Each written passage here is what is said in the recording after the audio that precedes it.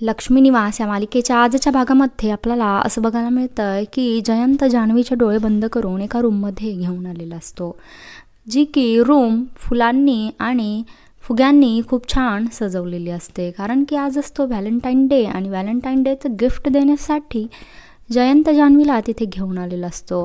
तिथे गायक गायिकांचे फोटोजसुद्धा लावलेले असतात. हे पाहून जान्हवी खूप वेडी होते आणि म्हणते की जयंत काय आहे सगळं आणि तुला कसं काय माहिती की मला तंबोरा हवा आहे.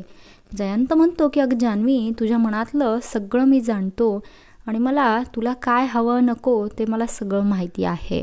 जान्हवी खूप खुश होते आणि त्यानंतर जयंत म्हणतो की जान्हवी, आता तू एक करायचंस, तू फक्त माझ्यासाठीच गाणं गायचंस. आता तू माझ्यासाठी काहीतरी गाणं आणि यापुढे तू कोणासाठीही आणि कधीही कुठेही अजिबात तुझा गोड आवाज ऐकवायचा नाही. तुझा गोड आवाज फक्त माझा आहेस.